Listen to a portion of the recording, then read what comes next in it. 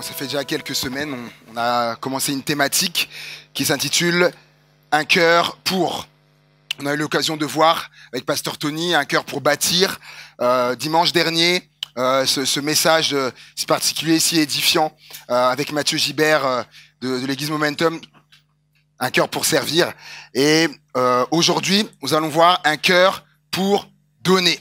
Un cœur pour donner. Et si je voulais donner une image qui est, je pense, dans les esprits concernant le fait de donner, qui est récente, c'est cette image-là. On va l'afficher, ce qui est arrivé malheureusement il y a quelques semaines de ça, donc à la cathédrale. Et comme je le disais aussi tout à l'heure, c'est pas pour discuter de ça, débattre, etc., polémique. C'est pas eu ça. Moi, c'est pour centrer sur la notion de donner. Quand quelque chose le cœur, et tu sais, il sent que quelque chose est voilà, et là où il y a un appel, et comment une personne va se mettre à donner. En fait, ce geste-là sur lequel je voudrais qu'on puisse s'arrêter en fait aujourd'hui, ce geste de donner. Proverbes chapitre 11, versets 25 à 26, nous dit ceci: tel qui donne libéralement devient plus riche, et tel qui épargne à l'excès ne fait que s'appauvrir. L'âme bienfaisante sera rassasiée, et celui qui arrose sera lui-même arrosé.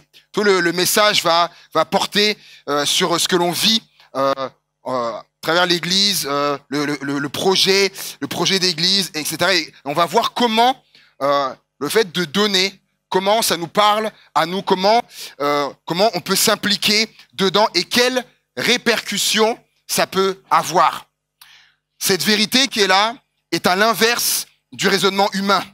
Quand il dit tel qui donne libéralement devient plus riche, et tel qui épargne à l'excès ne fait que s'appauvrir. Le raisonnement humain dit mais non, si je donne, je vais m'appauvrir, je vais avoir des choses en moins. Et alors que si je garde, si je retiens, si je garde pour moi, du coup là je vais m'enrichir. Mais on voit que la réalité spirituelle, elle est tout autre. La Bible nous enseigne que le fait de donner, d'être généreux, la libéralité, c'est ça. Et en fait, ça nous rend plus riches. Et le fait de tout garder, il y a une traduction qui dit de serrer ce qu'on a une autre traduction dit de retenir pour soi. En fait, on fait que s'appauvrir. Lorsque j'étais à l'école biblique, il y a un pasteur qui a donné un témoignage, je trouve, à mon sens, qui illustre assez bien ça. Il raconte que il y a des années de ça, il est invité pour aller prêcher en Italie. Alors c'est la première fois que ça se présentait. Alors déjà il était content, il était honoré, et donc forcément il se prépare, il prie le Seigneur, savoir qu'est-ce que je vais apporter comme message là-bas. Et quand des choses commencent à venir, et il n'est pas trop à l'aise avec ça, parce qu'en fait le Seigneur l'a invité à aller prêcher sur l'argent. Le fait de donner. Et puis au début, il dit non, ça doit être autre chose, et ça part pas. Il prie et ça part pas. C'est ce thème-là qui reste.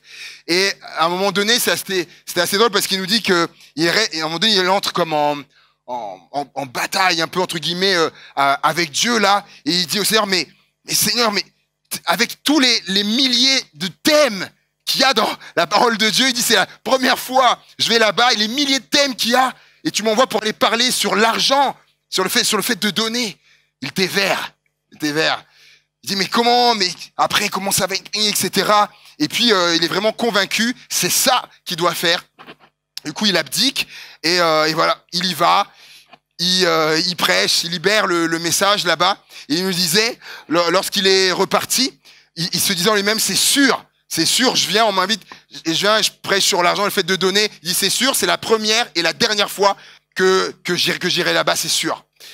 Et du temps passe, et chose incroyable, il est réinvité. À aller là-bas. Et là, quand il se prépare, et là, il est content parce que voilà, ce qu'il a à cœur, du coup, c'est plus un autre message. Maintenant, c'est plus sur l'argent, le fait de donner. Il y va, et à la fin du culte, quand il retourne pour la seconde fois, il y a un chrétien qui vient le voir, le trouver, et il lui demande si il est libre et s'il veut bien manger avec lui. Il l'invite à manger. le pasteur pouvait. Donc voilà, ils y vont et il explique quand ils arrivent, il suit donc il arrive en face d'une propriété, donc il entre et il me dit, vous savez, ces endroits là comme ça où quand vous entrez propriété avant d'arriver à la maison, il y a un long chemin, c'est long. Long. Il dit mais c'est interminable, on n'arrive pas. Et ils arrivent et puis là ils voient une belle maison et donc il entre, il est assez émerveillé et vient le temps du repas, il mange. Et puis à la fin du repas, le chrétien lui dit l'objet, la raison de pourquoi il l'a fait venir. Et il lui demande, pasteur, vous vous rappelez la première fois que vous êtes venu? Il dit, vous vous rappelez sur quoi vous avez prêché? Et là, il lui dit, oui, je me rappelle très bien, je peux pas oublier ça. Et il dit, en fait, ça m'a fait beaucoup de bien et ça a été, comme un peu Pascal disait, l'expérience qu'elle a vécue avec Vivre Libre là. Pour lui, ce message-là, c'est venu activer des choses. Il a compris des choses, il a capté des choses, ça a changé des choses dans sa vie. Et il lui dit qu'en fait, lui dans sa vie, il donnait pas. Il donnait pas. Il était comme là dans le livre des Proverbes, celui qui retient, qui sert. Pour lui, non, il donnait pas. Et notamment pour l'œuvre de Dieu, l'Église. Et quand le pasteur a prêché, il y a comme une prise de conscience de ça. Et ce qu'il faut savoir, c'est qu'à ce moment-là, donc il est concessionnaire. Et à ce moment-là, il est donc au bord du dépôt de bilan. Il va déposer le bilan. C'est la catastrophe. Les affaires, il va fermer. Il lui reste plus rien. C'est le chaos.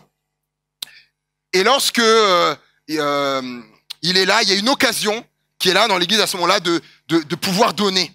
Et il réalise que c'est l'ultime chose qu'il peut faire parce que ce qu'il a sur lui en termes d'argent, il dit au Seigneur, c'est tout ce qui me reste. Il dit au Seigneur, voilà, jusque-là, je faisais pas ce qu'il fallait et voilà, il me reste que ça, c'est que ça. Mais le peu qui me reste là, je te le donne. Je donne ça pour toi, pour ton royaume. Et c'était un dimanche. Le lendemain, il retourne au travail. Un coup de fil. Il décroche, une personne lui demande, oui, vous êtes un concessionnaire? Oui. Il dit, et la personne lui demande, est-ce que vous avez tel type de voiture? Et il lui dit oui. Il dit oui, j'ai ça comme voiture. Oui, est-ce que je suis intéressé? Je voudrais en acheter une, tout ça. Ça passe. Deuxième appel. Une autre personne appelle. Et il lui dit, voilà, vous êtes concessionnaire? Oui, est-ce que vous avez tel type de voiture?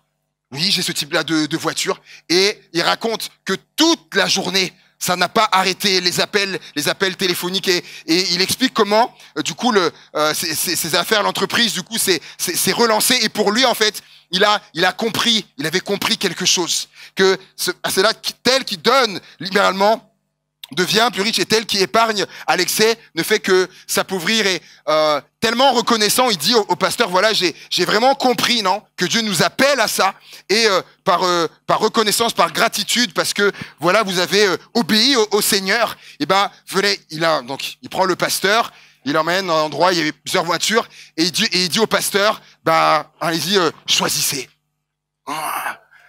Et là, il était content d'avoir prêché sur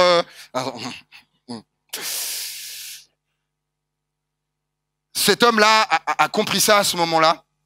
Comme moi, j'ai été amené à comprendre cette réalité-là où, c'était un peu serré, mais je sais que, voilà, Seigneur, il y a ça qui se fait là pour toi. Je donne et quelques jours après, je reçois un appel du bailleur de l'appartement en fait dans lequel j'étais avant, qui me disait, il y a eu un surplus de payer en fait par vous, et donc on vous doit de l'argent. Alors ça c'est rare, mais quand ça arrive dans ce sens-là, on est bien content. On vous doit de l'argent, donc on va vous envoyer telle somme. Moi j'étais là, merci Seigneur, super à ce que j'avais donné, mais je captais ça. Mais une fois arrive un moment aussi où l'Église vit quelque chose et où on a possibilité de donner. Et là, je me dis non. Non, là, non, je donne pas. J'ai gardé pour moi. Et en plus, quand on est comme ça, il y a différentes raisons. Genre, on peut avoir peur. Il y a la crainte qui est là de manquer. Et le Seigneur est là pour nous rassurer. Quand Jésus dit que Dieu prend soin des oiseaux, des fleurs des champs, quelle valeur a un oiseau, une fleur des champs? Il dit, mais vous avez plus de valeur que ça. Donc Dieu prendra soin de vous. Et Dieu nous rassure. Et donc ça peut être, ah, mais moi, c'était pas ça. Mais moi, c'était juste parce qu'il y avait des plaisirs que je voulais me faire et tout ça. Ah, j'ai dit, bah, non, je sers, je retiens, non. Et qu'est-ce qui se passe? J'apprends que du coup, j'ai un imprévu qui se passe dans mon lit. Oh, il faut que je débourse ça. Un deuxième. Oh, ça, et autre chose. Et là, en fait, ce que j'avais voulu resserrer, tout ça pour moi, et ben tout ça, en fait, c'est parti dedans. Et Dieu, il nous apprend et on comprend ces choses-là. Et comme le peuple d'Israël a eu besoin de le comprendre à un moment donné de son histoire, c'est le prophète Agé qui nous relate ça. Chapitre 1er, verset 6, il dit, vous semez beaucoup, donc il s'adresse au peuple. Il dit, vous semez beaucoup et vous recueillez peu. Vous mangez et vous n'êtes pas rassasiés. Vous buvez et vous n'êtes pas désaltérés. Vous êtes vêtus et vous n'avez pas chaud. Le salaire de celui qui est à gage tombe dans un sac percé. Le peuple, en fait, avait remarqué qu'ils avaient beaucoup semé, mais ils avaient recueilli peu. Que lorsqu'ils mangeaient, ils n'étaient pas rassasiés. Lorsqu'ils buvaient, ils n'étaient pas désaltérés. Ils se vêtissaient, mais ils n'avaient pas chaud. Et comme quand un salaire arrivait, c'était comme si dans un sac percé, l'argent ne restait pas. L'argent ne restait pas. Et le pourquoi de ça, le prophète leur dit au verset 9, il leur dit, c'est à cause de ma maison, donc Dieu parle au travers de lui, il dit, c'est à cause de ma maison qui est détruite, tandis que vous vous empressez chacun pour sa maison. Le contexte, c'était que la maison de l'Éternel, à ce moment-là, avait été en ruine, avait besoin d'être rebâtie. Mais le peuple n'en faisait aucun cas, ne s'intéressait pas de ça, et chacun s'occupait de ses maisons. Et qu'on se comprenne bien, Dieu n'est pas contre le fait qu'on ait des maisons, qu'on s'occupe de nos maisons, pas du tout. Mais là, il y avait la maison de Dieu qui était là, qui avait besoin, et le peuple faisait les indifférents, voulait pas, il prêtait attention. Il faisait comment dire ça, des travaux, si vous le voulez. Pour eux, ils disaient, vos maisons sont lambrisées, mais ma maison qui a besoin, personne ne s'y implique. Elle était délaissée. Et voilà le message que Dieu leur donne. Dieu, et qui est un Dieu aussi qui est encourageant. Dieu encourage son peuple, verset 7, et il dit, ainsi parle l'Éternel des armées. Considérez attentivement vos voies, montez sur la montagne, apportez du bois et bâtissez la maison. Et Dieu dit, j'en aurai de la joie et je serai glorifié. Mais le principe est valable pour les offrandes que l'on apporte au Seigneur. Proverbe 3, verset 9, honore l'Éternel avec tes biens et avec les prémices de tout ton revenu. Alors tes greniers seront remplis d'abondance. C'est Dieu qui parle. Dieu n'est pas un menteur. Hein. Jésus qui dit ceci dans Luc 6, 38. Donnez et il vous sera donné. On versera dans votre sein une bonne mesure, serrée, secouée et qui déborde. Et Proverbe 11 qu'on a lu en introduction, l'âme bienfaisante sera rassasiée et celui qui arrose sera lui-même arrosé. Donc en fait on y voit là, et il y a d'autres versets, on y voit là un principe spirituel, c'est que quand je donne, eh ben je reçois. Quand je donne, je reçois. Mais quand je donne, je le fais pas pour ça. Je donne pas pour recevoir derrière, parce que même si Dieu derrière ne me le rendait pas, ne faisait rien derrière, et d'ailleurs Dieu est libre, Dieu est souverain, il pourrait, même s'il me rendait pas derrière, eh ben, je donnerais quand même aussi. Pourquoi? Parce que Dieu dit que c'est à moi qu'appartiennent l'or et l'argent. Donc moi, je réalise à titre personnel, si j'ai de l'argent, si j'ai quelque chose, c'est parce que Dieu a bien voulu me le donner et qu'il me l'a donné. Et Jésus a dit, et c'est Paul qui a eu cette révélation lorsque Jésus s'est révélé à lui. Il a reçu toutes sortes d'enseignements comme ça à part quand il était à l'écart. Et notamment, Jésus lui a révélé qu'il y a plus de joie à donner qu'à recevoir. Et Paul, fort de cette révélation, de cet enseignement, il écrit aux Corinthiens, 2 Corinthiens 9, verset 8, il dit, Dieu aime celui qui donne avec joie. Dieu aime celui qui donne avec joie. Alors, ayons un cœur pour donner avec joie. Ayons ce cœur-là. Deuxième point, don et sacrifice, parce que ça va quelque part de pair. Et je pense à plusieurs exemples comme ce petit garçon. Jésus est devant la foule, il y a besoin de les faire manger, et il dit à ses disciples, allez, regardez, voir ce que les gens ont. et ils reviennent, disant, voilà, il y a un garçon qui est là, qui a 5 pains et 2 poissons. Et lorsqu'on se met à la place de ce petit garçon, on voit que ce petit garçon, il avait un cœur pour donner. Il était déjà dans cette thématique-là. Il avait un cœur pour donner. Et lorsqu'il a donné ses 5 pains et ses 2 poissons, il a fait un sacrifice. Pourquoi? Parce qu'il faut savoir qu'à l'époque de Jésus, 5 pains, 2 poissons, c'était la ration pour une semaine à manger pour un orphelin. Et donc, il est là, conscient, il y a le besoin qui est là, et il donne ses 5 pains et ses 2 poissons. Et quelquefois, il sacrifie ça, mais ça, c'est moi, j'en suis convaincu de ça, que il savait aussi que Jésus était capable de faire quelque chose avec ça. Parce qu'au verset 1er, il est dit que la foule suivait Jésus, dans Jean 6, la foule suivait Jésus, voyant les miracles qu'il faisait. Et ce petit, il était dans la foule, il voyait les miracles que Jésus faisait, donc il savait de quoi Jésus est capable. La confiance dans le Christ.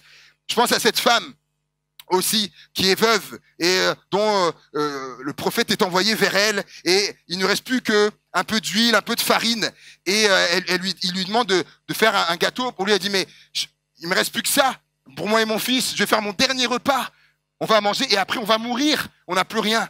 Et il lui dit, avant de faire ça, fais-moi d'abord un petit gâteau. Un gourmand, ce prophète.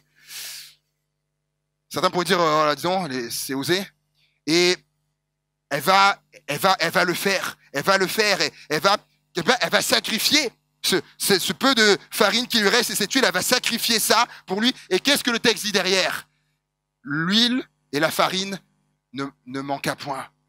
Dieu a multiplié ça. Elle utilisait, mais ça partait pas. Elle utilisait, ça partait pas.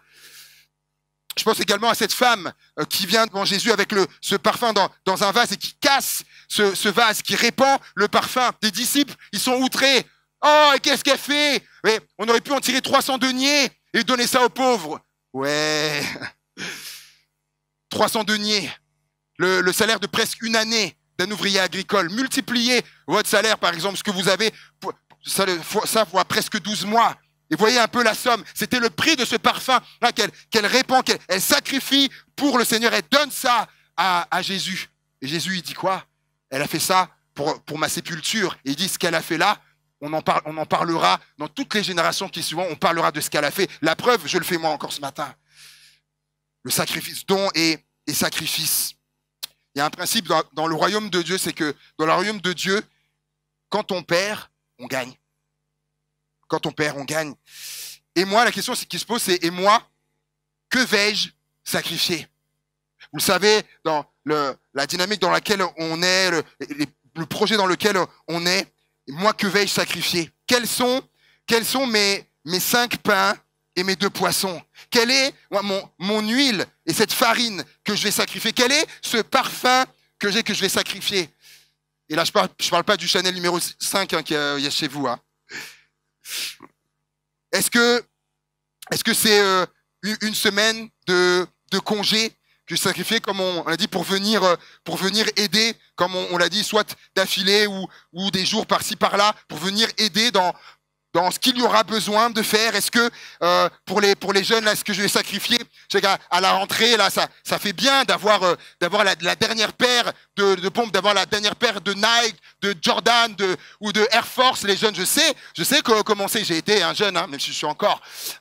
Est-ce que ça que je vais sacrifier? Dire que bon, j'ai encore des pompes qui sont bien, mais là, avec le projet, bon, là, je vais pas le faire là, peut-être plus tard, mais là, je vais sacrifier ça, peut-être les 100, 200 euros, je sais pas, qui sont là, je vais donner pour le Seigneur. Est-ce que, pour un groupe, je sais pas, est-ce que si vous avez l'habitude, peut-être, c'est des restos que vous faites, peut-être que pendant ces 3-4 mois, vous allez vous dire conjointement, là, pour l'église, là, après, ça reprendra à la normale, mais on va peut-être sacrifier ça.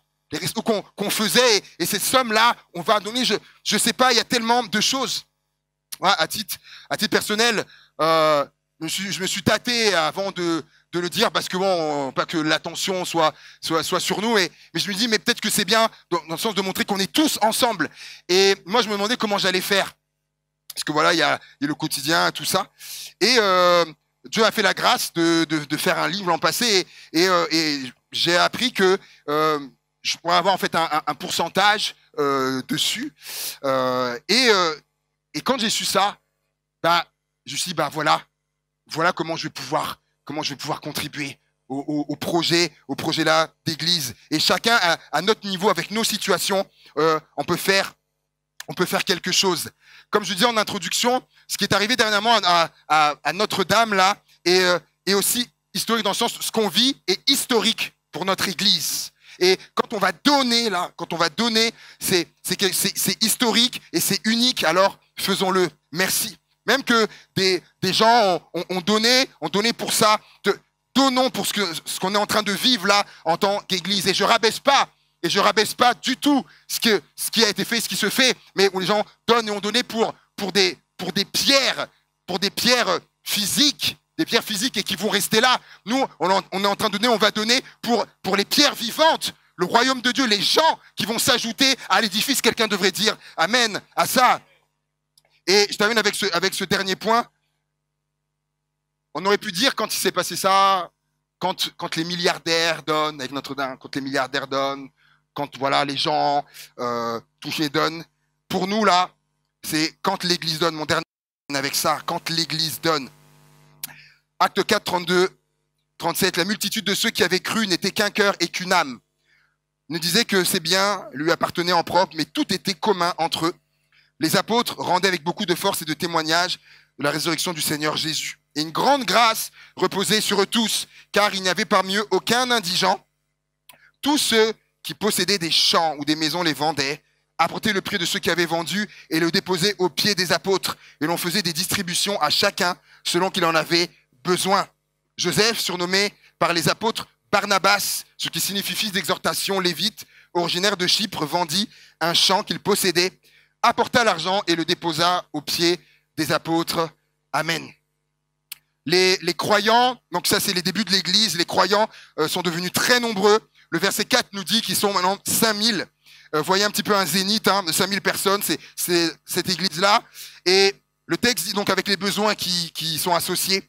Et le texte dit que à ce moment-là, ils mettaient tout en commun. Personne ne disait non, c'est à moi. Ils mettaient en commun. Comme aujourd'hui, voilà, il y avait des gens qui avaient des propriétés, etc., des gens, et ils vendaient ça pour contribuer. Et peut-être, certains vont se dire là, ouh là, David, là, qu'est-ce qu'il est en train de me dire là? Est-ce qu'il faut que je vende mon beau terrain que j'ai chez moi là pour ça, ou est-ce que je vende la belle maison que j'ai pour ça? Pas du tout. C'est pas du tout ça. J'attire notre attention sur le fait que l'église primitive a été marquée par la générosité. Il y avait la générosité, c'était une marque. L'église avait un cœur pour donner. Et certains pourraient dire, oh, mais c'est bien, ouais, c'est super ce qui s'est passé, c'est une super histoire, mais ça c'était avant David. Ça c'était il y a 2000 ans, ça. Aujourd'hui on est en 2019. Ouais, je vais vous donner un témoignage de quelque chose qui s'est passé c'est pas il y a 2000 ans, avec le pasteur Rick Warren. La photo va s'afficher, qui est un des pasteurs, le pasteur d'une des églises les plus grandes aux États-Unis. On estime entre 22 000 et 27 000 personnes, donc l'église. Et quand ils ont commencé, ils étaient 7-8, il y a 40 ans. Et à un moment donné, quand l'église grandissait, à chaque fois, ils ont dû acquérir un nouveau lieu parce que ça devenait trop petit, etc., etc. Et lors d'une de ces transitions, il cherchait un local, un bâtiment. Il marche dans la rue, il passe devant un bâtiment et là, parole qui lui dit, c'est ce bâtiment-là. Et voilà, bon, c'est là, mais il n'était pas convaincu. Et à chaque fois qu'il repassait devant, ça revenait. C'est ce bâtiment-là. C'est ce bâtiment-là.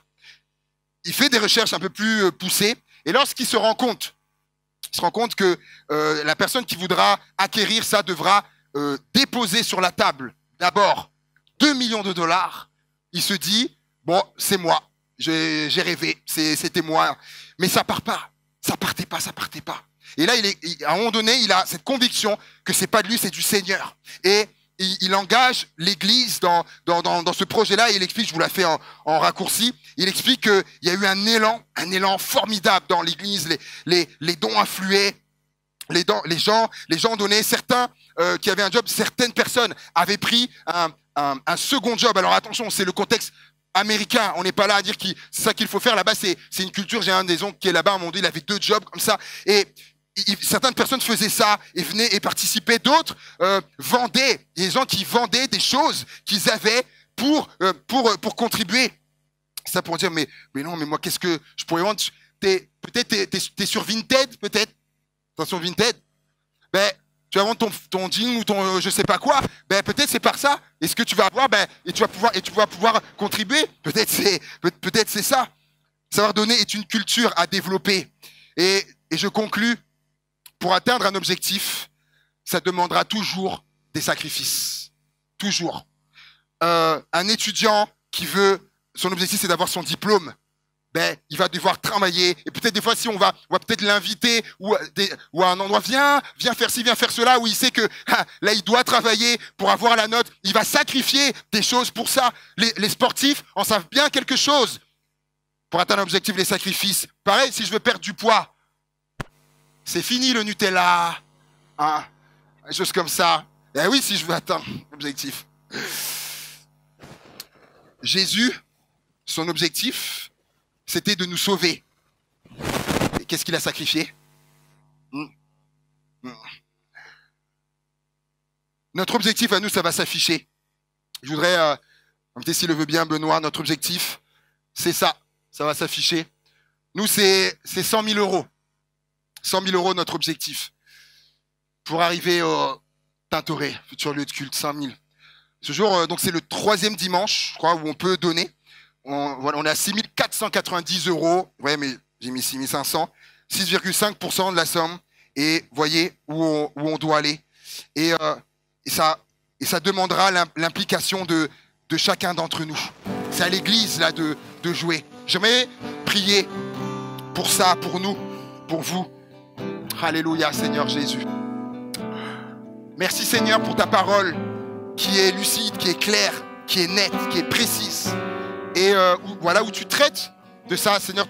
Plusieurs fois, tu parlais de l'argent, du fait de donner, de la libéralité. Tu n'avais aucun problème, Seigneur. Et on veut vraiment, Seigneur, se laisser interpeller, que tu nous parles, tu travailles en nous, Seigneur mon Dieu. Merci pour ceux qui ont donné, qui donnent. Merci pour ceux qui vont donner. Merci pour les choses que tu vas mettre à cœur, pour les idées peut-être que tu vas donner, ou certains peut-être ne savaient pas comment faire. Tu vas montrer, Seigneur Jésus. Merci pour les sacrifices qui vont être faits, Seigneur, qui sont pas vains, parce que c'est pour atteindre telle chose, Seigneur. Et quelle fierté, Seigneur, on aura, Jésus, tous ensemble, de dire, on aura tous contribué à ça, on a la joie, Seigneur mon Dieu. Mais on veut anticiper ça, et on veut faire ce qu'il faut, Seigneur. À notre mesure, chacun, voilà, on est, Seigneur mon Dieu. Je sais qu'on peut faire quelque chose. Et toi, Seigneur, tu te charges du reste. Seigneur, comme quelqu'un l'a dit un jour, nous, ce qui nous revient à nous, c'est de faire le possible. Et toi, tu te charges de l'impossible. Alléluia, Seigneur. Alléluia, Jésus. Merci de bénir chacun, de le bénir en tant qu'Église, Seigneur. Et que ce soit une occasion formidable de vivre quelque chose d'exceptionnel qui va nous marquer à tout jamais. Alléluia. Et tout ça, je te le demande et je te prie, Seigneur, dans ton nom puissant, Jésus-Christ, toi notre Sauveur et notre Seigneur, et qui nous aime tant. À toi la gloire, Père. Amen. Amen. Que Dieu le Seigneur soit béni.